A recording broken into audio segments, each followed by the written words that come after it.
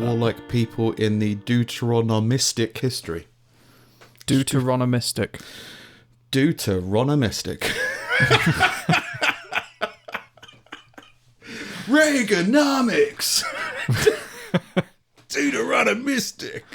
I don't know. Is it Wiki? German biblical scholar. Yeah.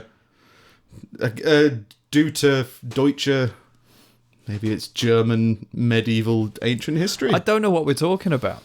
Greek mythology.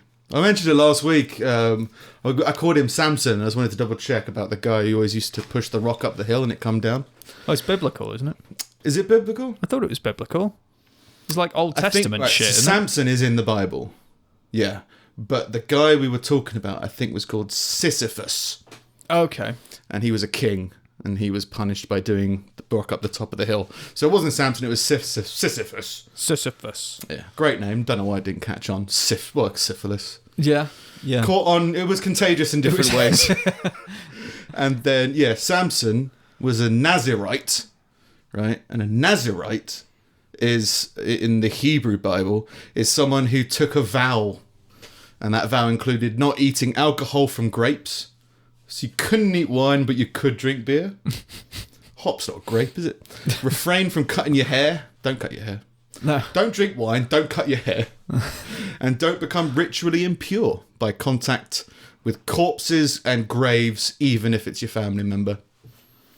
Don't dig up your family members, otherwise you won't be a Nazirite anymore. I think that's fair. Yeah, I think it's like don't even visit graves. Isn't this Don't approach a graveyard. Isn't this just the same as like Ten Commandments shit, where it's like, yeah, this is obvious. Don't fuck the dead or a pile of leaves. Yeah. Or we won't like you anymore. Don't sit at the front row of a Blue Whale concert. Sperm whale. That's a sperm whale. Yeah. And he had all this power, Samson. He could kill a lion with his bare hands. Killed a bunch of Philistines. I tried to look into that was the last rabbit hole. I couldn't quite figure out what that was. What's a Philistine? I don't know. Sounds it's something like an insult. I always hear people being called, but I don't really know what it means. Like, oh, you're just from Philadelphia. Oh, okay. He killed all of Philadelphia using only the jawbone of a donkey. He liked the challenge. Well, I'll take that donkey's jawbone, I'll kill your whole army. That's bizarre. But the thing was, if he got his hair cut, then his vow would be violated and he'd lose all his strength. Right. So like Hercules. Yeah. But Christian version. Yeah. Lovely hair. They love this whole fucking big strength thing. Like, Hercules didn't have a weakness, though, did he? Yeah. Oh, I'm thinking of Achilles. Achilles had the... Yeah, he had a dicky finger or whatever. Yeah, Hercules was... I only know Hercules from Disney. That was ironic. I know he had a bad heel. But yeah, he had... Hercules was born immortal. That was his weakness, wasn't it? Oh. Weak! Yeah, weak mortal bastard! I've always really been interested in Greek mythology. I find it interesting. I've just never looked into it. Every time I try and get into it, it's always from a source that I find really dull. Yeah. I tried to find a good podcast. Did you find Myths and Legends? I think so. Oh my god, Vic loves it. I started listening to a few of them, and I was just like, this guy's just putting me to sleep. Yeah, I can't remember. And I showed which it to one, Vic, and like she loves it. It's totally her bag, but like I'm just I can't. Well, the whole Greek mythology thing is definitely in my ballpark. It's just like, I just haven't looked into it at all. I want fucking Dan, what's his name? Hardcore Histories guy. I want him doing Greek myths. Dan Carlin. Yeah. I could listen to him do I still haven't listened to his history thing. Have you not? No. Dude, it's great. It's really good. It's a commitment because each one's like, well, you listen to podcasts all day, but each one's like 3 to 4 to 5 hours long, like depending on what he's covering, and then it's all like educational and shit, isn't it? In what respect? In that you're learning something? Is it like I don't know? Is it? I know it's probably comical in the entertaining way that he goes through it and fascinating. It's dramatic. It's a passionate person discussing about his thing passionately is what I've heard about it. Yeah. Yeah. I think I've gotten... I should check it out, definitely. But when I try and listen to other people's podcasts that are either trying really hard to be funny... I mean, have you heard My Dad Wrote a Porno? I listened to I think I listened to 2. After listening to 1 and being like, no, but it's really popular. I'd like to figure out why. I listened to another and I still couldn't. It's because we're just different people to them. Yeah. Them. It's like, oh, wouldn't it be quirky? Oh, how weird that my dad did something so controversial as explore his sexual appetite through literature. It seemed like the people that find this funny, and no disrespect to them, because find whatever you like funny, okay. Oh, yeah. The people that find this funny will also find Jack Whitehall funny. Yeah, and stuff like the In-Betweeners. Yeah. Stuff like that. That's their audience. I don't mind the In-Betweeners. I don't love it, but I don't mind it. Did you have like a tragic childhood? I can't remember. No. My childhood was quite good. That's probably why you like it then, isn't it? You can't have some fucked up, messed up, weird ass childhood and then watch the In-Betweeners and be like, oh, he's nervous about talking to the girl. So I'm in the corner just like making fires and burning shit. Yeah. I don't know. I did that in the parks. Yeah. I used to make fires in the woodland areas. Our childhoods was very different, but I think we like. But the In-Between, like, the reason I say that. You had the tragedy, and I wanted the tragedy.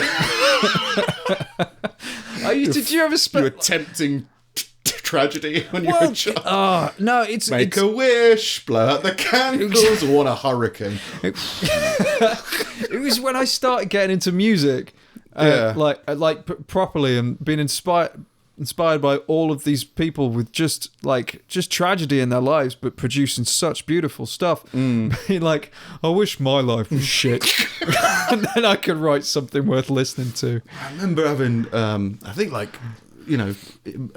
relationship arguments when I was 16, and it being all emotional. And I remember being like, remember to use this in your future creative endeavours. Just try to look at the positive and like crying in the street. I was just like, one day you're going to be on the stage, let loose all that emotion. Yeah. Don't even remember what it was about. No. It's arguments when you're full of hormones and thick as pig shit. Yeah, just confusing. Well, it didn't have to be, I don't know. It doesn't have to be as confusing as it has to be. Because I think growing up is just, you just learn so much shit. Oh, yeah. And like at the same time, school's telling you that, oh, by the way, the First World War was incredibly important. You need to know all of these facts about the First World War. Yeah. And you go to uni like, why do I need to know about the First World War? It's good to know. But at the time, I was like, this must be really important. Like, what, they put corpses into the walls of the trench. And I think it was more just giving the teacher a hard on. It's like, yeah, he's do all this fucked up stuff in the First World War.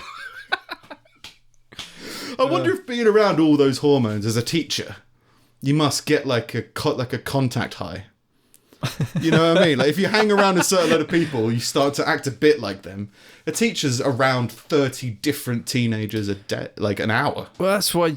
That's not fair. There's more teachers than there are cases of teachers fucking pupils. But like, oh yeah, not necessarily not like that. But just their hormones getting, maybe they feel a bit more pubescent.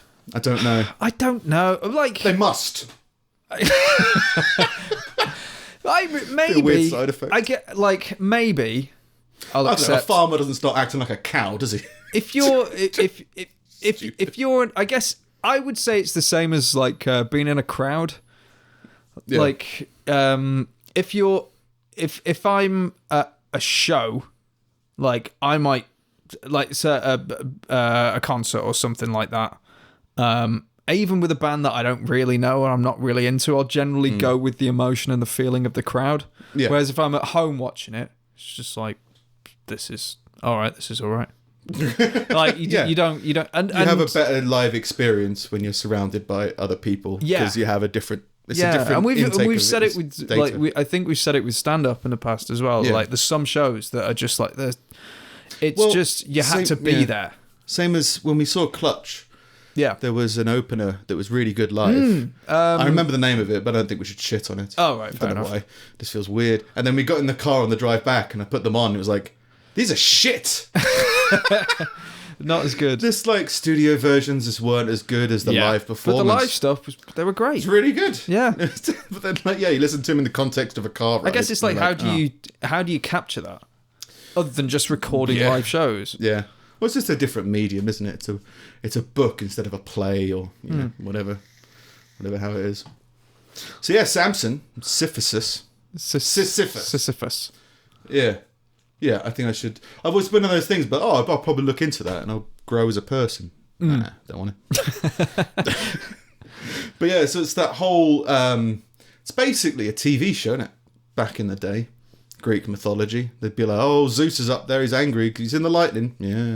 Yeah, and like, he's probably upset with this god and this god. That's just it. Like, they turned God into a soap opera when it. But it looks like quite a good one. It just being God, he's there. It's fine. Get over it. It's Zeus, and what's he gonna do when he finds Mars or whatever? Yeah, Neptune's in the sea. It's the imagery that I like. I think it's what it is. The creative imagery of like the storms are angry and they attach this whole story to it. Yeah. Of like, it's Poseidon, or the war. He's still angry because Zeus betrayed him in some way. That kind of this thing they made. It's very dramatic. It didn't feel very gossipy, but it did. You could probably look at it that way though. Yeah. But you do find that in modern day when God sends storms and tsunamis because of gays. That's true. Happens a lot. Yeah. In other news, this will make more sense once I've made a segment video for it, but I didn't have time in the end. Okay. I found out that there's a place in the country called Saddington, and I just thought it would be funny just to look up the news in Saddington and see what's been happening in Saddington this week. Okay, because this article, which is interesting, a former accountant has been forced to live in a freezing shed for a year after his ex-girlfriend met a new man. How Saddington. No, this is a tragic story. Has to live in his shed. Basically, yeah, he was living with a woman. I think they're in like their 50s. Yeah, he's 59 and she's 55. Okay. And the relationship started to go bad. He ended up moving into a cupboard under the stairs. And her new boyfriend moved in. And eventually they told him he should live in the shed. And he's out now, but it's basically the people aren't aware about how bad controlling relationships can be. But if you think, you know what, I'm moving in under the stairs, you find yourself reaching that point. Yeah. Just go, no. I don't understand people moving into different bedrooms. I certainly don't understand people moving into different houses if they're still together. Yeah. I don't understand it. It's be like, just sleep in the same house. But then I'm emotionally warped. I've never been filled with murderous rage. If you're still together, then live in the same house. Like, that's an old school mentality, isn't it? Like having two beds. Yeah. In that same room. Yeah. Yeah, or like, sleeping on the couch because you've pissed off your partner. Oh, yeah, no, fuck you. Yeah, you just go, no, I think I'm okay with sleeping. I'll just go and sleep. Yeah. Oh, you're going to hate me for a while. I've been hated for years. Don't worry about it. I love it. Yeah. Just never understood, I understand that, you need to iron out problems that occur in an emotional situation. But, like, not being able to sleep next to somebody. Yeah. I've just never been in that position. So maybe I will get to a point where I'm so angry with somebody I can't sleep next to them. I can't empathise with it because I've always made a point of kind of resolving an argument before we go to sleep. Well, I mean, I don't want to open up your personal life too much. But a couple of episodes ago, you chose to sleep on the couch because there was a pile of clothes that you couldn't emotionally deal with on your bed. Yeah, I'm talking about an argument with my partner. My clothes are a completely different matter. I'll fall out with my clothes. They've got some pretty crazy views. Sometimes they can't see reasons. So like, you sleep on the bed tonight, red sweatshirt. Going on the couch. It's a comfortable couch. Yeah, just old school stuff, I guess. Because people didn't know how to process or deal with stuff. Well, I'm not saying that we do, I think but a lot we know of it that there's came more from of an that effort. whole stiff upper lip kind of mentality, maybe. Just PTSD. Yeah. Just generations and generations of PTSD. Yeah. I think that's why people joined the army so much. They were just bored as fuck. And they heard all these incredible stories of travel and and glory. Conscription. What? But I can't. Yeah, there was conscription, but it was still like an eagerness to go and do it. And there was nothing else to do. Yeah. No, there were people who commit... I mean, I don't know how much of this is... what do you call it? When countries are trying to force truth on somebody to... Not national pride. Propaganda? I don't know how much of this is propaganda, but there were people who would be committing suicide because they weren't allowed to join the military. Oh, yeah. Or they'd fake their own age to get in early. Yeah. And you go, they must have been eager in order to do that. Yeah. And then there must be cases where it wasn't, but I think there was a lot more eagerness for it back then than there is now. And I think it's because now you can just play Fortnite on your phone. And it's just like you've got all these different avenues to keep your attention. Whereas if you were living in Stoke-on-Trent in the 30s, no car, just stuck in the little village that you were in, I'm sure you'd be out of your mind. And then someone says, we'll pay you more money than you're earning right now to come over and fly planes. You might be like, yeah, that sounds great. Yeah, I can understand that, but I also think people used to put a lot more stock in national pride than they do now. Well, yeah, that whole thing we're of much more divided. Your country, like I'm not gonna go die in somewhere else. Like I'm quite happy where I am. I'm not gonna do that shit for my country. I don't care. Yeah, well, they were more optimistic. They probably didn't think they were gonna. I'm gonna go die. Oh no, but like, do you know what I mean? Yeah, like it gets to a certain point where it's like you're definitely gonna die. Yeah, like now, in the middle of war, PTSD. like no time in the recent history, but like World War I, World War II, it's like, no, you're definitely going to die. But they were seen as heroes. Yeah. And I think now military people are still seen as brave people. Yeah. But there's not as heroic as I think society as a whole views them. And it's not to shit on military people. If anything, it's just like I wouldn't do what you're doing because I don't care as much as you do. Like this is true. That's just kind of where I stand with it. And this came because we were talking about old school attitudes because this guy broke up with his wife and moved into a cupboard under the stairs. Stiff upper lip. Yeah. Yeah, we're back in. Yeah. We're back in the room. All right. Hang on. Madsen of Get close Kirky. to the mic when you're doing this shit.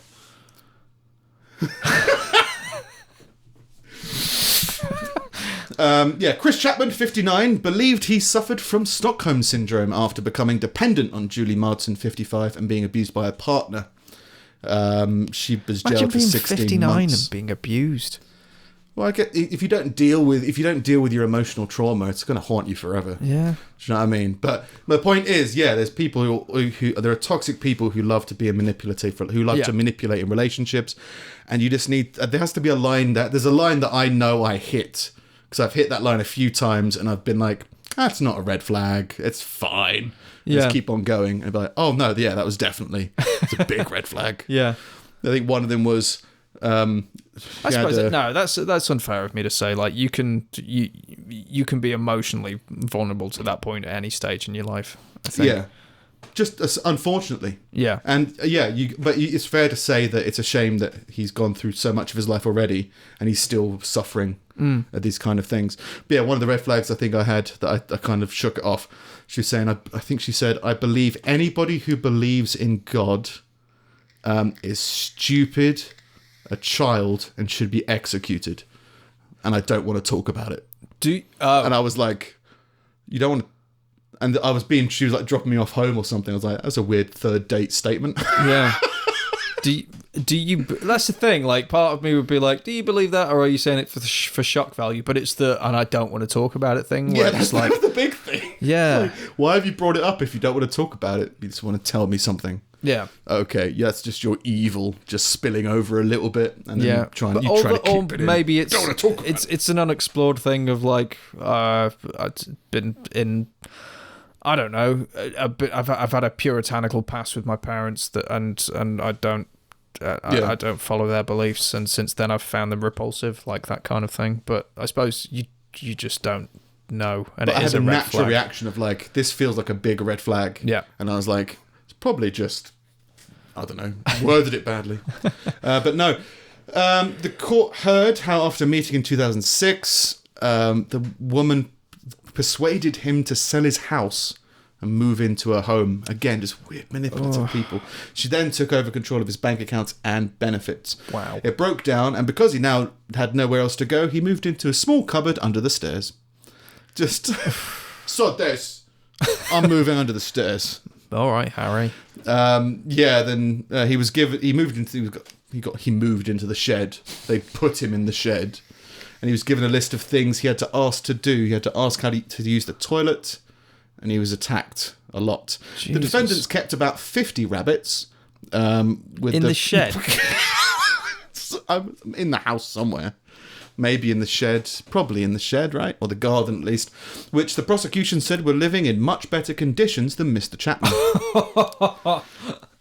He was in the shed for about a year. Fair play to him. He waived his anonymity. He came to the press and said, I don't need to be anonymous. I need to spread the word that, this happens. This is a real thing that happens. It happened to me. Christ. Nobody should do it. I'd never had a family other than my parents. I always wanted that. But going with my heart instead of my head for the first time ruined my life. So the first time he put all his PTSD to one side of growing up, I was like, I'm gonna take a chance on love. He ended up under the stairs and then in the shed.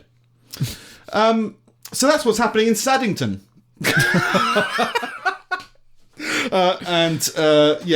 One other thing from me, and then we're going to some audience stuff. I just don't understand this, but I think it's just a creepy thing, and I think it's weird that people do it. US rapper, actor, and TV host T.I. or T has prompted revulsion after he revealed that he accompanies his 18-year-old daughter, Deja Harris, to a gynecological exam each year to check her hymen, to make sure she's still a virgin. Every year. It's insane, right? Wow. Well, number one, again, this is where context matters. If you take your daughter to see a gynecologist every year, that could be a beautiful, amazing health promotion thing. Yeah. If you're just looking to get her regular health checks and all that kind of stuff. Wait in the waiting room. Yeah. Yeah, he doesn't check her hymen, but he makes sure the doctor knows that I'm here so you can check her hymen. That is... possessive, crazy, God, untrusting as well. Just trust your but fucking also daughter. And who cares? How old is she? 18. Yeah, doesn't matter. Who cares? But again, weird people. A practice condemned as humiliating and traumatic by the World Health Organization. The World Health Organization is accused. They've weighed in on this. But I'm not saying that they shouldn't. I'm saying that he should take the hint that this is a pretty widely agreed upon bad thing to be doing. Jesus Christ. The rapper is a major celebrity in the US. I've never heard of him, but I think he was in Ant-Man. I don't know as what, but he was in Ant-Man. And he's currently appearing alongside Cardiff and Chance the Rapper. Sorry, that was I'm getting kids today. You seen the Cardiffs and the Justin Biebers. Asked on this is what I liked about it. He revealed it on a podcast. Asked on the Ladies Like Us podcast about sex education for his children, he said, "Not only have we had the conversation, we have yearly trips to the gynecologist to check her hymen. Yes, I go with her. I will say, as of her 18th birthday, her hymen is still intact." Jesus Christ. What did they say? Because is that like a pro-woman podcast? Ladies Please Like tell Us. me they went off I'm assuming. No, I think I don't think they ran into him. Just put on that fucking shit-eating American talk show host grin. Just like, all right then. And now, Cardiff. Yes, I go with her. I'm a good dad. I take my daughter and check out her hymen every year. He did acknowledge what happens when he's there. As though he's being the good dad and buying her tampons or something. Yeah, he's breaking down barriers and he's being supportive. You're a barrier. You're a massive barrier. The pressure. That should be your rap name. Pressure. Barrier. The pressure of it, and it never works. That's the thing. I think the more you give, obviously, people need structure. But how long do you keep that up? How long before before his daughter has some kind of agency over her vagina? With her, or some kind of privacy with her gynecologist. How can you? What kind of idiot do you have to be to not see that that's going to cause some fucked up problems for your relationship. Like, if not now, then later on down the line. Trust issues as well. I mean, just trust that I'm not having sex, Dad. Yeah. No, I need a doctor's note. Yeah. Jesus. But again, from one context, you can see it as he's being supportive, and there should be no stigma around going to the gynecologist. But the way that he's talking about it, you go, I don't think that's what he's thinking. That side of it's fine. Like if you're taking her to, if you're taking her to a clinic, if you're like taking her to have problems solved, or just for like routine health checks or something like that. But that feels controlling.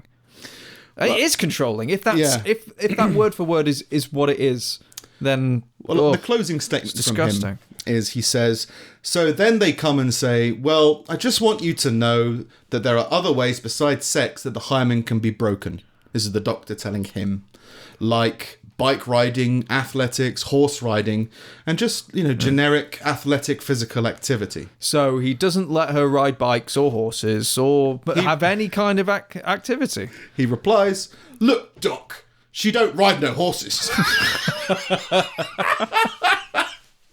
She don't ride no bike. And she don't play no sports. Just check the hymen, please. What? And give me back my results expeditiously.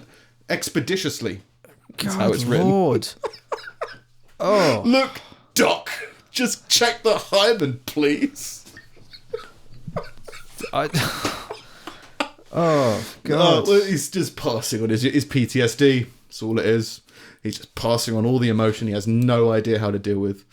He's a creative person. I thought maybe he wouldn't. But it's fair enough. Okay. On to some audience participation.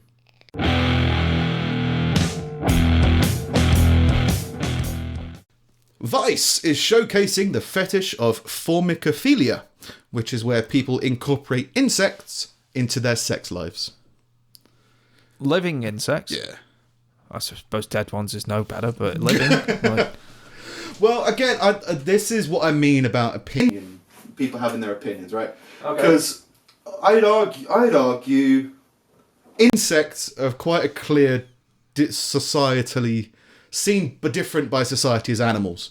Yeah. If people were fucking chickens, there would be a different attitude around this thing where it's like it's cruel. Yeah. But if and this is like people playing with bugs, as one of the bug play participants explain, when I'm feeling insects crawling all over me, it creates the sensation that washes up and down my body. That's it, washing up and down your body. That's just pure pleasure, and feeling that closeness with these creatures makes me feel wonderful and loved inside. Now, because I find this stuff fascinating. I don't find it, it's cringy. Just interested because I think that just at some point, a certain chain of events have occurred that now your brain is wired this way. God. Do you know what I mean? I've got no fear or phobia of bugs in any way. Quite happy with them. Don't care. Like, it's all fine. But not all over me while naked with my partner. I think one of the things they said that I didn't put in is there would be men who would insert worms into their urethras. Well, just leave it in the ground. Just it's digging around. It's all right. It doesn't need to be up your dick. But yeah, I don't care whether people do this or not. I'll just be like, okay. Like I say, if it was animals, I think it'd be different for me. I'd just be like, well, we assume that an animal has some form of a soul more so than a worm. An insect. Yeah, I can understand that. There's a clear distinction there. I'm not saying one's right and one's wrong, but I'm saying that socially there's a difference between the two. I think there's because we see it as the insects as we're going to put them in our burgers and that'll solve a lot of problems. I think you go, if there's what are the bestiality people, if they were fucking worms instead of goats, I see that as an improvement. Yeah, I think it's. I think it's just there's a certain point where a creature gets to a point of simplicity where we're like, that thing doesn't really matter to me anymore. Yeah. Otherwise we'd feel sorry for amoebas. Yeah, or like wind. Yeah. you couldn't eat anything because everything's got bacteria on it, and bacteria are alive. What about the bacteria? And then you get people protesting. We just structure our own hierarchical structures about the importance of things around us. Yeah. And insects are just down there. So I just go like, oh, whatever. But this was the thing that Crowder went off on. And I've got, I quite like his change my mind stuff and all that kind of stuff. So there's no dig on Stephen Crowder, but it was weird. I think I just haven't read blogs before, and this felt very bloggy because I'm tempted to try and do some bloggy type stuff just as a practice for writing. Yeah. And reading his stuff, like he went off about how we're trying to normalize this kind of behavior by presenting it as normal. Yeah. And that's due to the cheapening of marriage by allowing gays to marry. Because once you allow one thing that isn't in the Bible, once you normalize one thing, it leads to the normalization of another, and sexual normalization has gone too far. And I don't care about any of that. I don't care about that opinion about what you think should have happened. It's boring to me. Yeah. I just don't care about opinions anymore. I'm just like, no, just this is a thing that happens. I'm fascinated why these people and how these people got this way. Because I think my belief is anybody could be that person. You just need to have the certain set of circumstance, certain experiences that will lead you down a path. Yeah. And eventually your brain will rationalize itself to survive, and certain things will be justified. Yeah. Same way anyone could be a murderer in cold blood. It's just if A, B, C, and D happen to you, you're more likely to do that. And if you're not, then E, F, G, H will, and then that will, Yeah. We're just the sum of all of our experiences. So these people aren't born evil in your mind, It's just like, and I think it's something as simple as just, I've always said, I think I can remember a point where I felt my hormones activate. And the girl that I was playing around with, playing Kiss Chase or whatever, that was imprinted in my mind, and that is the type of girl that I'm attracted to. Yeah. And it just happened to be that person at that time. Yeah. And maybe the other person was playing Earthworm Jim and just, this insect thing. Or, I think there was a girl I went on a date with a while ago, and we were talking about this kind of stuff. And she said she remembers a similar thing. She came in to a room where someone was watching a film, and there was a film about somebody being humiliated and covered in, I think it was custard or whatever, and they were shameful, and she had the same reaction of like her hormones kind of activated, and so she, for whatever reason, found that very sexy. So I think just this, at some point, just the big finger of hormones just goes, this is who you are now. You're like, fuck. So I've sympathy for it. I'm fascinated by it, but people just want to rip into it. I mean, the article that I got it from is Summit News, I think. Right. Summit.news, and that feels very opinionated, a lot of the other articles. They said, Vice hasn't published something this sick since they literally let a paedophile portray himself as the victim. Now, I read that as he did it in like a police reenactment. Right. As in, like, he played both himself and the victim. But sadly, it was just him saying that paedophilia is a disease, and he is a victim of this disease. Right. So normalising paedophilia is another thing that Vice has been accused of. Again, opinion. I don't care. The world is a terrible place. The world on the whole is a terrible place. Our job as individuals is to find a small plot of land and grow rabbits. Whatever the of mice and men quote is. Live off the fat of the land. That's of mice and men. Live off the fat of the land. And then it's getting shot in the back there. Just strangling women you find in baths. School. And he finishes the article by saying, and this, ladies and gentlemen, is why the terrorists hate us. Again, another opinion I don't give a fuck about. That makes no sense. If it was a joke, I'd understand. It was just like... And when I say if it was a joke, I mean how ridiculous it is that you would write that. Not that you're making light of the situation by saying terrorists hate us because we've been fucking worms. It's like, no, I don't think they care about what you fuck. Yeah. Maybe they do, but they care more about fulfilling their divine destiny or whatever it is. I think it's got less to do with that. Yeah. Elsewhere from the audience participation segment. I'll sum this one up. because it didn't really go very far. But there was a guy on death row. I thought his name was a man. No, Schreiber was his name. Good old Schreiber. Schreiber. We've had a few of those. He was on death row for, I think, beating a man to death with an axe. He beat him to death with an axe? Yeah, the handle. Didn't use the blade. He used the axe handle. He was on death row for that. And they went to execute him. He had an allergic reaction to something and was medically dead before being resuscitated. And he said, well, you did kill me, so I've served my death sentence. You know what I mean? That weird grey area of, well, you have killed me, and yes, I did come back to life. I mean, you've done your job, right? You've killed me for the crime that I committed.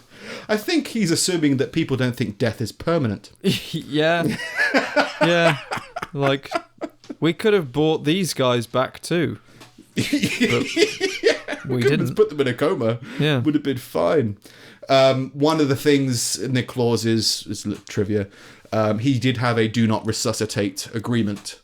And when he had this bad reaction to, I don't think it was a bad reaction necessarily to the injection, but he had a bad reaction to something. And they called his brother, and his brother said, like, if it helps his pain, please do it. But other than that, don't treat him. And indirectly, he got better. So he's saying, I had to do not resuscitate. You resuscitated me, and you killed me. What do you want? What do you want from me? Yeah, no, just kill him again. The judge said, Schreiber is either still alive, in which case he must remain in prison, or he's actually dead, in which case this appeal is moot. So the judge was like, is he alive? Yes. They go to prison. You need to serve it's a life imprisonment. And I guess they'll just try and kill him later on.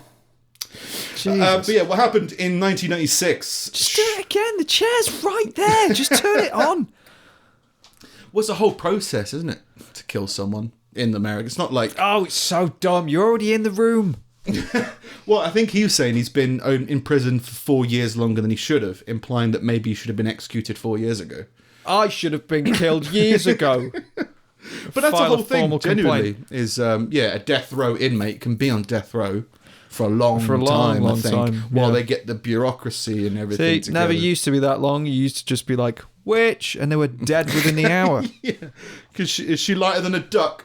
Yeah, kill her!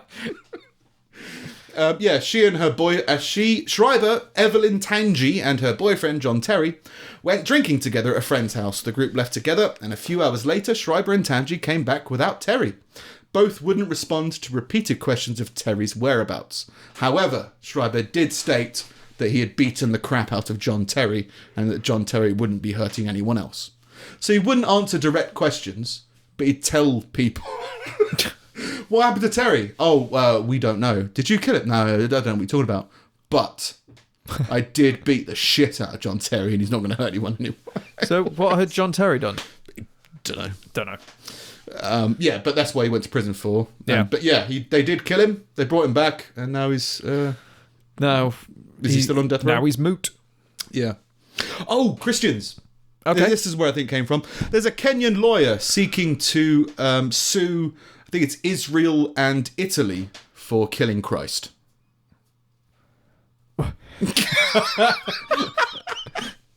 Okay. The unlawful conviction and crucifixion of Jesus Christ. Dola Indidis has filed a petition with the International Court of Justice, suggesting Italy and Israel be held responsible for his death. I'm going to the International Court of Justice. Meanwhile, in the Legion of Doom, you killed Jesus.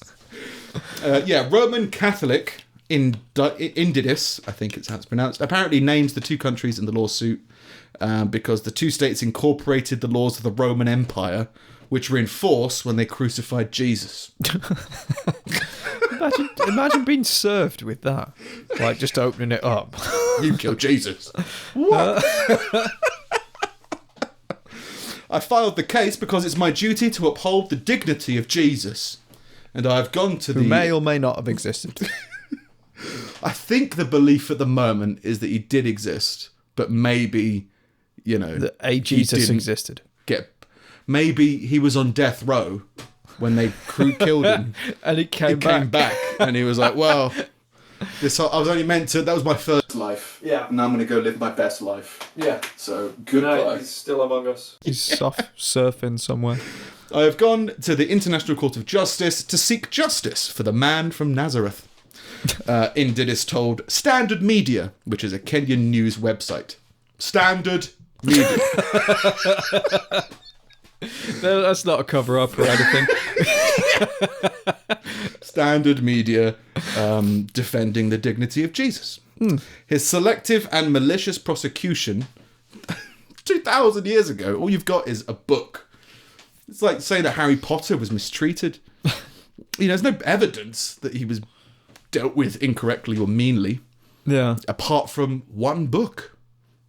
And opinionated, propaganda newspapers. Is the Bible admissible as evidence? Well, it's in the court, isn't it? In America, anyway, you have to swear on it, so they must have some. I think that is sort of debunked. I think. Oh, really? Someone said that you can actually swear on anything you want. I swear on this bike.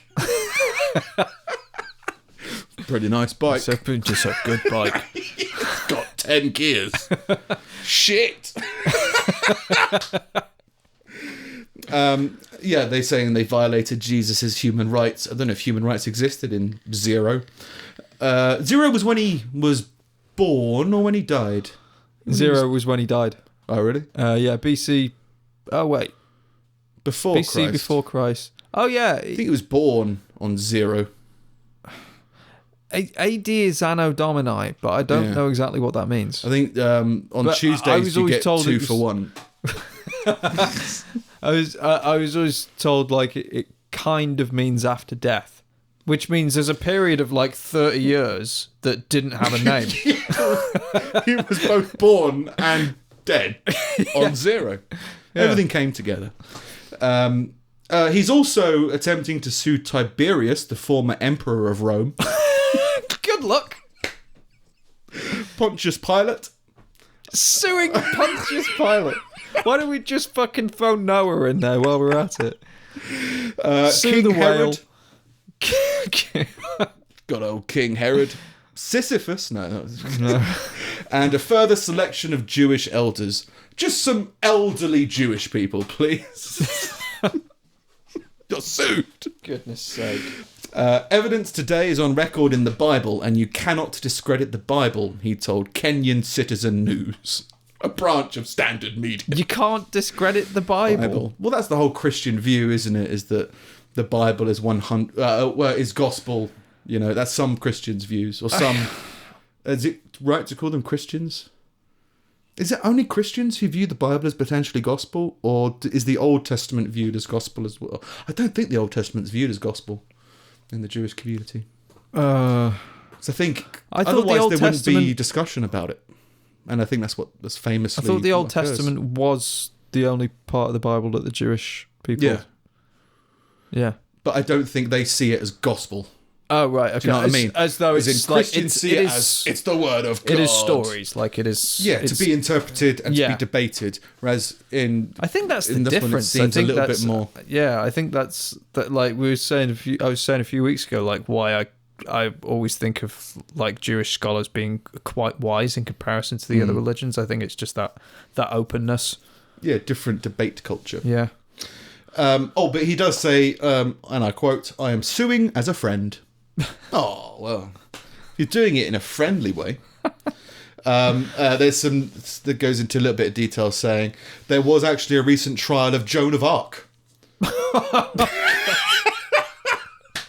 Which set the precedent for his request.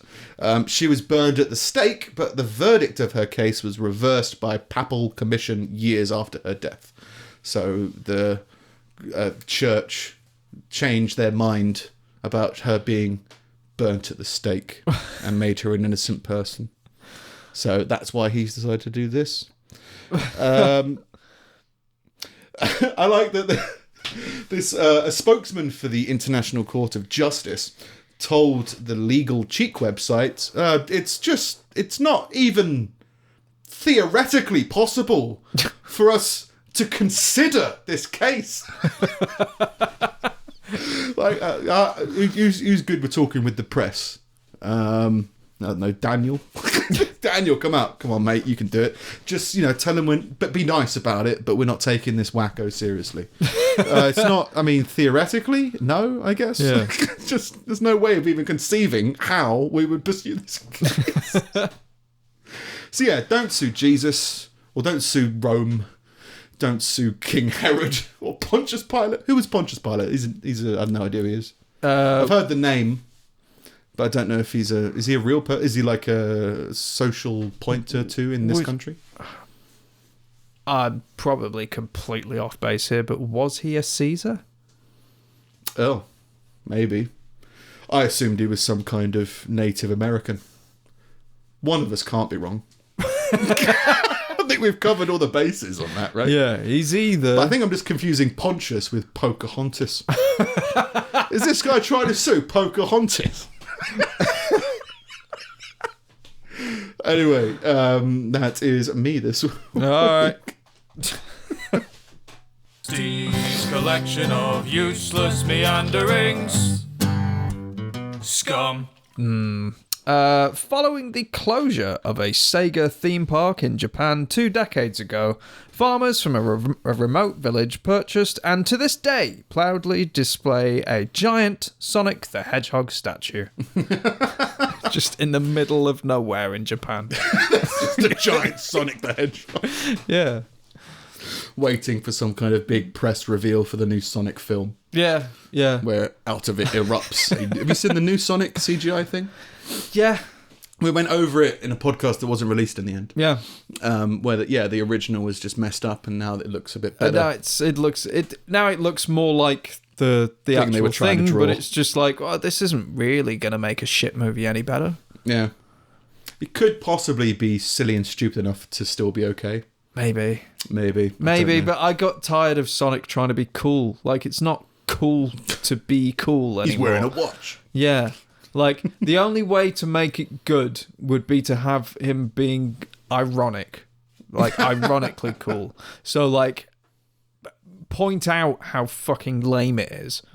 That he's, like, awesome. High five, dude. Like, that... Like, no, that's fucking lame. Doesn't work anymore. Yeah, it's gonna just be a kid's film, isn't it? It's do the Bartman, right? You know what I mean? Like, it's just that's early 90s cool. What's cool now? You can't just do the same shit and expect it to work.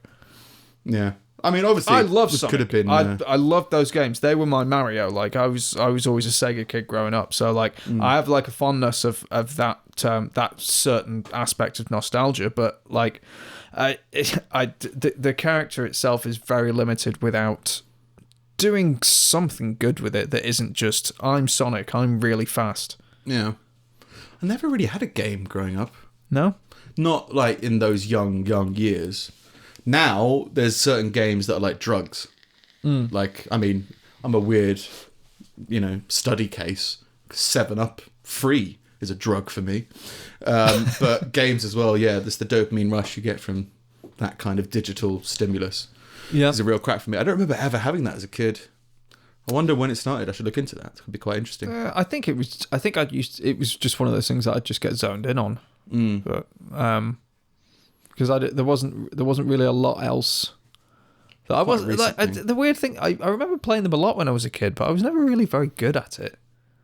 And I'm still not really very good at games. See, I was above average. I think not great, but I was above average on a lot of games. But I never had I'd have that zone in on stuff and just kind of like let's do television. This. Yeah. But it wouldn't be crack. Yeah. I really describe it as crack now. The same way that I describe sugar as crack. Maybe it's just that's part of getting older. The older you get, the more attached you get to the idea of happiness. Because all your optimism's gone. And then you're like, oh, fucking, if I can build a good house in Minecraft, maybe that'll solve all my problems. Yeah. I don't know, I've never done Minecraft. I go through stints of Minecraft where I'm just like, really in the mood for it. And then like an hour later, it's just, no, I'm not in the mood for this anymore. Yeah, but I like that I'm whole a fan of Minecraft style games, creativity kind of thing. I like it, but I can't. I need, in order to get to same with like film and television. Yeah, it needs to be of a certain immersion that can't break, and Minecraft really does break all the immersion for me. I can get just immersed. Because of the graphics style. I don't mind that so much. Like I'm sold on graphics being whatever they are as long as the game's good. Like, there's an aspect to that. But like, there's a point with Minecraft where it's just like I've seen people building like computer processors and stuff like in game out of the various shit, and I'm just like, I'm never gonna be that into it where it teaches me how to program. Like I'm never gonna care that much. I just want to, like, I don't know. I just want to find some coal. Can I just? That feels like such a Steve thing. Of like these resource gathering games, you've got the coal and you need it for this. It's like, no. I just want to hold it. I've got my coal, now I'm happy. Now it feels like Christmas, like every Christmas I've ever had. Walking around, lump of coal. Now I'm happy. My games of Minecraft always start exactly the same way, which is you get a few resources, like within the first sort of 5-10 minutes, and then it starts to go dark and the bad things start coming out. So you just dig a hole, block it in, and wait for daylight. Like every single time. This is fun. Yeah. I really am digging my own potential grave. And then I'm just like I'm just watching the sun out of this tiny hole in the earth above me, like just waiting for it to come back up again so it's safe to go outside. And I'm like, this is very much like life, really, I suppose. I've never played Minecraft. I played a game that was similar to Minecraft called Eco. That was a pile of crap. But it's basically Minecraft on a really small planet. I don't know what Minecraft is on, but it's like a globe, and climate change is happening. Right? And you need to do things to prevent a giant meteor in the sky smashing into it. Because that's climate change. Meteor. But like the planet became polluted the more you polluted or something. Right. But don't pollute the planet, you'll attract the attention of the meteors. But yeah, that was the whole purpose of that game. I couldn't get into it. But again, it's just the graphics. Yeah. I agree with you that certain bad graphic games are great, or low budget graphics games are great. But for that type of immersion, I definitely feel different. I played Ark, which is like basically that, but with dinosaurs and beautiful graphics. Yeah, I've got really that. good. I still haven't played it. Oh, that was probably my first crack game. Yeah. About 3 years ago or something. Yeah. And it's so immersive because like when you get smashed up by a Tyrannosaurus Rex, you're like, I can feel this. I've built this I've built this whole house, and this dinosaur is just destroying the whole thing. Is it all permadeath stuff? No. It can be. Well, I've done that once. I don't like those games. It's funny. It's insane. It's a different experience. It's great though. But yeah, I agree with you. It's just time. I see people. My whole life. I like No Man's Sky. Like everyone shat on it when it came out. It's slowly gotten better and better. But now, like I got like a VR thing, and it's fucking insane. Yeah, they re-released it recently, didn't they? Or they did a big patch recently that made a load of changes. Yeah, we've never really spoken about games on this podcast. No. Well, I'm not. I've never been sure on your game experience. I've played some games, like not a huge amount, and I rarely finish one. Like I've got a load of games that I'm about halfway through. Yeah, that's where it stops, and then by the time I get back to it, be like, oh, that was awesome. I can't remember anything that's happened, so I start it again. And then I get halfway through and stop again. Like it tends to be my cycle with fucking everything. But what was it? Yeah. So I've seen people playing No Man's Sky, and like they've been like, oh, I got 300 hours into this save, and then I died, so I had to start again. It's just like I'm playing this for fun, like to build something up and to be able to always go back to it and look at this thing and like whatever, or explore this galaxy. Like I don't want to start again. I don't like that part of it. That risk is not a thrill for me. That's I get where you're coming from. Causes a certain anxiety that makes me want to stop playing. But I really enjoy starting anew. Yeah, I'm like that with loads of stuff. Yeah. You know, And I understand, I might start eating avocado. The idea that, like, well, life's like that. It's like, yeah, but I'm not exploring other planets in real life. I'm sitting in my room most of the time. Yeah. There's no real danger there unless there's, like, a CO2 leak or something. But with the permadeath thing, it just changes your experience because there's so much more risk. Yeah. And yeah, it's more anxious. Yeah. But like your whole experience of the whole thing is like, oh my God, I'm going to die and I'm going to lose everything. It's nice to feel that dread. Anyway, Sonic. So yeah, You played Sonic. Yeah. Rings and a professor, a scientist, a professor, a doctor Robotnik. Dr. Robotnik, or Dr. Eggman. I can't remember the regions where it was different. I think in the US it was Eggman, and in Europe and Japan it was Robotnik. Communists. I think it might be the other way America around. not wanting communists, I guess. I don't know. He always seemed quite communistic. It's Communisy. the red jacket, red and black, Flying around. Yeah. Yeah. It was good music in Sonic. That's the only thing I remember. It's great. Like those old games, the music in them was like second to none. Like it's still amazing. Like it's there's something about 8-bit tunes that have just you can feel the work that's gone into them. Yeah. It feels more alive. Yeah. And I like some 8-bit games, but yeah, I can't get immersed in it. I like the puzzly ones and Devil Daggers and stuff like Quake, all that kind of stuff. Yeah. Anyway, there's a giant Sonic in. There's a giant Sonic in rural Japan somewhere. Yeah. Fair enough. Upon hijacking a plane and holding it for ransom for $600,000, Glenn K. Tripp had his drink spiked with Valium by a flight attendant. Throughout the 10-hour standoff that followed, the ransom was lowered and lowered and lowered, finally settling on 3 cheeseburgers and a running head start from the police.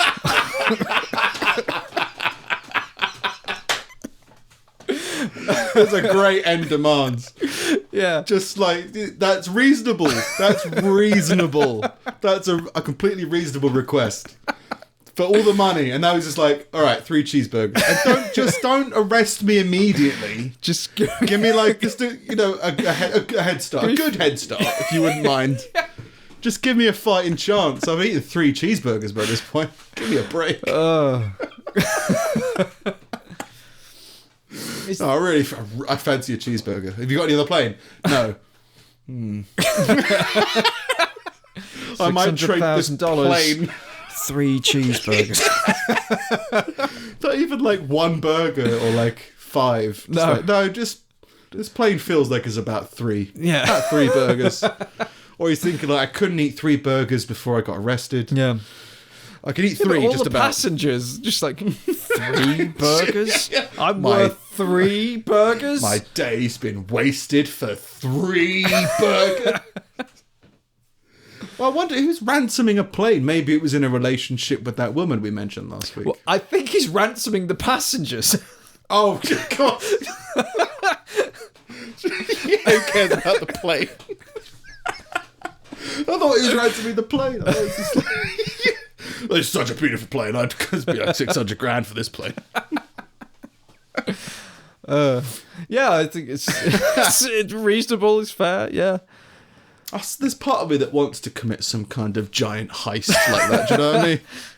Just do it in my own little way. I mentioned something about to you before, in that I think one of the ways, because you spent last week, as I'm doing I'm doing the editing now. Yeah. That some of the things you've seen that I've done in terms of like including pictures in something. Yeah. You've been like, oh, the passion you must have. For that, do you know what I mean? And I think there's a difference in our ideas of that, in that you could do what I did really well and you would do it better than I did, right? But it took me 10 seconds. And my rationale when it comes to doing anything productive or creative is just know my limits, and my limits are if I can do it within a really short period of time, then I'll do it. Yeah. And the main purpose for that was to give context to the conversation. Yeah. I could have done it with more graphics, more animation, more of that kind of stuff that you can be tempted to go down to, again, make it more better. But I think a lot of my mentality about life comes down to slapdash, and I would love to do a slapdash heist. Is where that's going. Yeah. Just really simple, yes, no questions. Can't be bothered with the complexities of your intricate heists. Yeah. Start off in the bank, go down to the underground, Yeah. and then go to a plane that's in an airport in a shed or something. But like, no, just let's rob a bank and get the bus home. Have we got a gun? No. We got a hammer? Just like, you pretend to be a gun and let's do this. They get the point. I'm bringing the concept of a gun in. Yeah. They have to surrender to it. Yeah. I mean, technically, do they? Yeah. They do, don't they? If you say, I've got a gun, they're just like, yeah, there you go. Artie Lang was on a Joe Rogan podcast. I haven't listened to it recently. yet. Is it good? I started listening to it, and then I got mixed up with some other stuff. But yeah, Artie Lang goes into a story where he was put into jail or prison for a while because he, as a joke, went into a bank and handed a note over saying something along the lines of, give me all your money. Oh, right. And then he went, oh, forget it, it's a joke. And then left the bank. She didn't give him the money, but she started. When he got home, SWAT raided his girlfriend's house or something. And he went to jail or prison. Ooh, tough crowd. So yeah, he didn't even take any money. Yeah. Didn't even bring in the concept of a gun. Yeah. Yeah. He just passed her a note and then took it back and then left. And that's bank robbery. Yeah. I think they have to. They're all covered. The whole thing is they're all insured or whatever, so they just give whatever it is. Yeah, And but then I they have guess to it's justify like, the SWAT costs. we can't prove that you didn't just chicken out. Well, you did threaten. In which case, if you attempt a bank robbery, like, that's illegal as well. Yeah. And you initiated the beginnings of a heist. Yeah. And more slapdash than what Nick would have done. So that is definitely punishable in some way. Yeah. So yeah, I think even a bit of writing can be used as a bank robber. As a heist. So yeah. But yeah, more slapdash. Just do it and you get the idea. It's fine. Yeah. You get the concept of what I'm trying to do. Just give it to me. Well, like the intro music from last week. Yeah. I did a semi-rushed. This is kind of the idea of what I want to do. It's not perfect. But you said we had a conversation before, and I think I worded it badly. But yeah, I'm very easy to edit myself and just not overthink things. I'm blessed with a talent of not being struggled to think about things.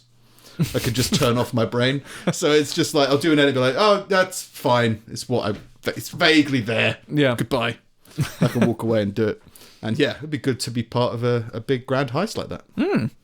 Yeah. It's definitely a high point in your life, probably. Just you get the point. That's basically me. All right. Yeah. Bakito. Bakito is a resident gorilla at Rotterdam Zoo. Oh. Every day an elderly woman visited Bakito, and every day their eyes would meet, and she would smile, and he would smile back. Zookeepers did warn her not to do this. But encapsulated by the bond that they shared as she and Bakito smiled at each other, the ritual continued. One day, Bakito escaped. And turned up at her house with the concept of a gun. And upon seeing his friend, proceeded to sit on the woman, hospitalizing her with bite wounds and shattering her arm and wrist. The woman said that the ape was still her favourite, even though she felt she was going to die. Any last words? I still liked his smile. Okay. The thing I fucking love most about this was there's an article on NBC News. I think this was 2007 or something, and they post a picture, and it's of these of parents grabbing their kids and running away. Yeah. As shit's going elderly down. Woman is and underneath there's a caption of that's just panicked parents grab their children and attempt to escape. From Bakito, pictured here behind the palm tree. And it's a little plant with these big gorilla shoulders just sticking out of it. They couldn't even be asked to get a good picture of the fucking gorilla. It's just... Maybe it's just alive. That's what they were freaking out about. What's he hiding behind that palm tree for? Yeah. But... Dude, if the zookeeper say stop smiling at the gorilla, it's not what you think it means. Don't do it. And now she said, like, she still goes back with her husband, and her husband's like fine with this. Like, yeah, like there's Paquito. He tried to kill you. How did he escape? Don't know. Don't know. They didn't. There was slipped him a key. Gave him her address. I couldn't find any detail on how the gorilla went to her house. No. From the zoo. Like, she was in the zoo. She was at the zoo, right. And like she'd passed him and smiled and waved and whatever. He smiled back, and then she went to another exhibit and then turned around and he was there. Like it said she heard a thud, and I turned around and there he was. Do animals smile? Well, that's the thing. I don't think they do. No. I think it's a sign of aggression.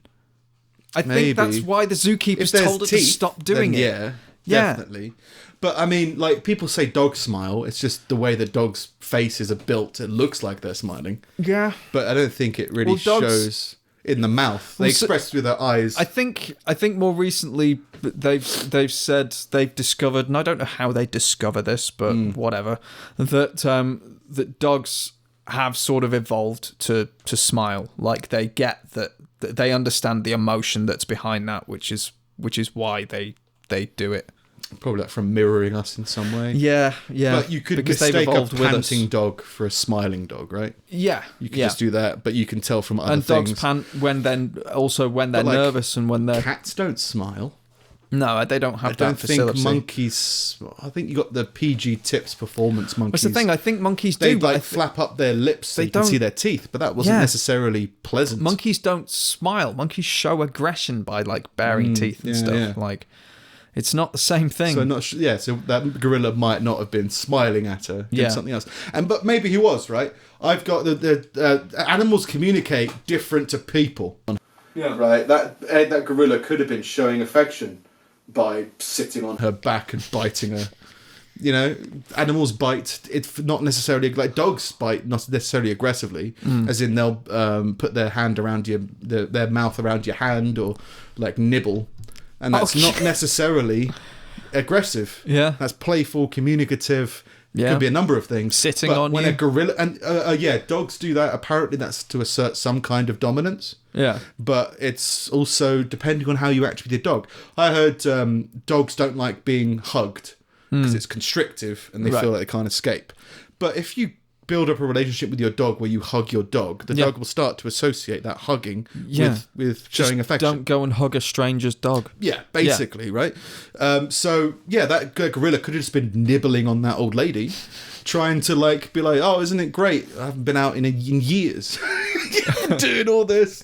And he's just saying, just so you know, I'm making the decisions around here, so I'm going to sit on your back. Yeah. Right, I'm going to nibble your fingers, just to show you that we're cool. And then what else did he do? Punch her in the back of the... He broke her arm and her wrist. I'm just going to break your arm and your wrist. Several times. So it could have been friendly, but just gorillas are much stronger than people. Not sure. But there's video... Let's put it this way. If he wanted to be aggressive, he could have done a lot worse. Yeah. While smiling. There is video footage of him. I was sort of disappointed, but sort of delighted, because the video said that this is Paquito rampaging around a restaurant, because he got before they captured him, he went into the zoo restaurant. And all of these people fled and screaming and stuff, things flying about, and he's just he's just wandering, he's not being aggressive in that situation. Yeah. It's just people being terrified because wondered what was round here. That thing's massive. Yeah. It smells good round here. Yeah. I might live here now. Yeah. Have the penny alibia.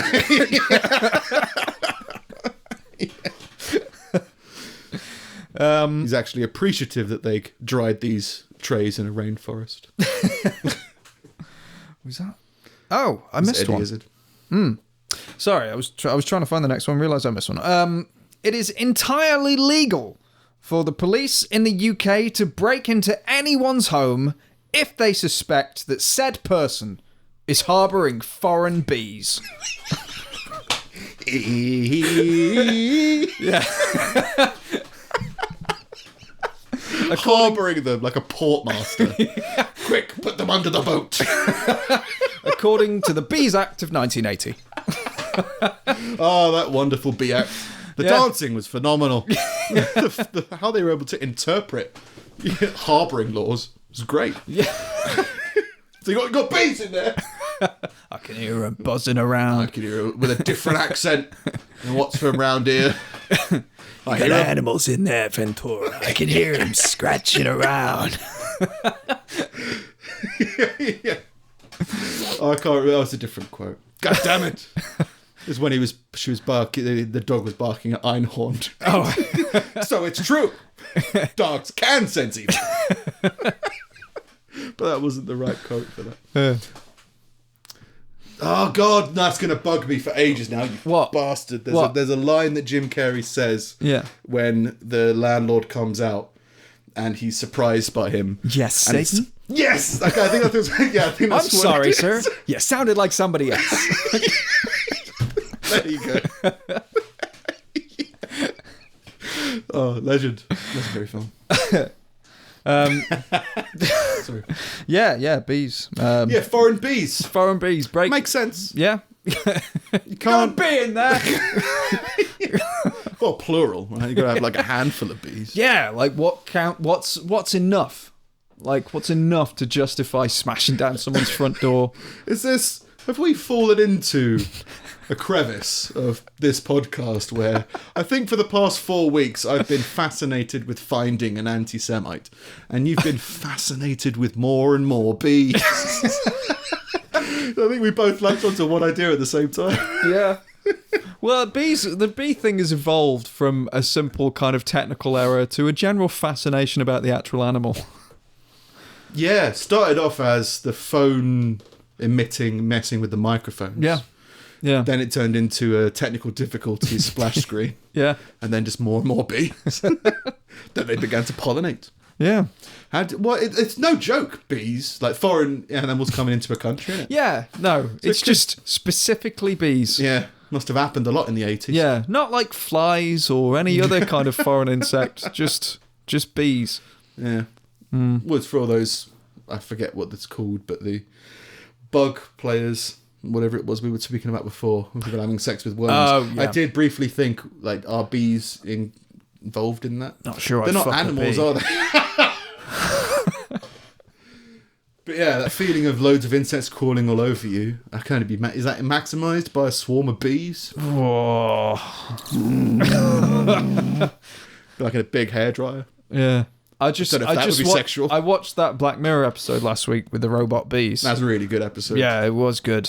But, like, yeah, don't want them around me. It's the way of the future. Yeah. And finally, train robber George Wilson received a presidential pardon thanks to the coerciveness of several of his more high-statured friends. But racked with guilt for his crimes, he fought the presidential pardon at the US Supreme Court in a landmark case and won. He was hanged. He started standing against himself. Yeah, he's got the... That's good. Great news. The president has pardoned you of your crimes. No. What do you mean? I want to hang. I don't understand. Yeah, I want to hang. Yeah. Okay. He robbed a mail train. He was completely racked with guilt about it. His mate had already been hanged, but because he had friends in high places, they got him off with a presidential pardon. But he just felt so bad about it all that he decided to fight it. I will fight this. Like, just go kill yourself. Yeah, go hang yourself. Go get hit by a train. Yeah. Do whatever you want. You don't have to have the government kill you. Yeah. Whatever it is. Yeah. But I guess it's being... Yeah, no, that's survivor's guilt, isn't it? I think loads of people who survived the Titanic, they couldn't have, like, rubber ducks in the bath or whatever. Because just like... Oh, no, it's Briggs. Oh, this is terrible. PTSD from Ed the Duck. Yeah, survivor's guilt. I think it's a real thing. Yeah, I understand that. I've heard about that kind of stuff. Wanting to die with your brother in. Yeah, I've heard of that kind of stuff in wars where you're the only surviving member of your troop or something like that. Well, same with modern day tragedies. Like if you were in a car crash and you were the only one who survived, you'd feel, why me? You know? You'd kind of have that kind of whole thing. So he could have gone hang himself, but I guess he wanted to die like his brothers in arms of the train robbery. I guess to kind of have some symbiosis. Yeah. I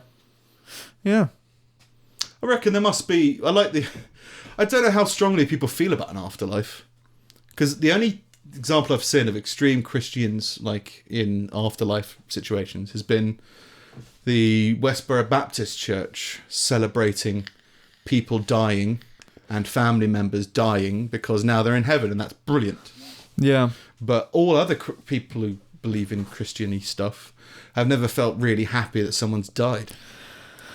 No, I think I've seen some instances of cultures that grieve from a position of happiness. Oh yeah, like have a big piss up and celebrate the life, rather than mourn the death. But also aren't they so lucky that now they're up there or whatever? Yeah, that seems so crazy to me. But I think it would be more widespread. But I haven't hung around a lot of Christians. No Christian, very, very few Christians, no anti-Semites, loads of bees apparently. Yeah. Oh, do you know any Christians? I bet you must. Probably. I did look for an anti-Semite in my family when I went down to visit my family. I asked a few people, you know any anti-Semites? No. Yeah. I definitely know one. But... Oh, yeah. Not a huge amount, though. Yeah. Well, I'm at Nick Snip. At Sing It Steve. We're at Pulling Teeth Pod on Twitter and Instagram. You can email us at wisdom@pullingteethpodcast.com, and you can find us on Facebook at facebook.com/pullingteethpodcast. Yeah, we're on the YouTube page if you want to see our strange bearded faces. Yeah. And we've got the website, www.pullingteethpodcast.com. Yeah. Where there's going to be Tuesdays, the videos are going to be released. Yeah. But it's a weird... Final Cut Pro. It's the YouTube thing as well. I just hate tech that's done badly. And YouTube has a setting where you can privately show your videos to other people. Yeah. Or you can schedule them to be public, but you can't have them in both instances at the same time. Yeah, it's a ball. It's just stupid. From a programmer perspective, I say program, not really a programmer. Yeah. But I work in that vague field, and it's just like, right, I write a lot of code, and it's just I come across people with those types of solutions all the time, and I'm just like, no, don't do it that way, do it this way. Yeah. And I get that with a lot of stuff. But yeah, so I'm still trying to figure out how I'm going to do that, because at the moment it's a bit laborious of me to do it. It might just be easier to release the YouTube videos a day early. But I don't know. I like the idea of if people want to see something early, they can come to us directly. Yeah. I don't know why, but it feels like a fan thing rather than it's just on YouTube. Yeah. I mean, Anyway, that's us for this week. Yeah, I'll try and find some more beast stuff for next week. Yeah, I'll keep on hunting for anti-Semites. What hashtag should I use for it though? That's the thing. I'm going to start tweeting about it. Yeah. What hashtag would you think an anti-Semite would regularly check? Do you know what I mean? Nothing that I'm willing to say on air. I think like, am I right? It's that hashtag. Am I right twice? Hashtag. Or just like checking the room before speaking. Yeah. Something like that. Yeah. No. Know what I mean? It's not just me, right? Yeah. Stupid hashtag like that. I'll just keep on doing it till I find it. Yeah. SoundCloud hashtags are weird. Seems like everyone's got a hashtag because you can click on it to see what other SoundCloud stuff there is. Oh, right, yeah. Like, this is weird. Yeah.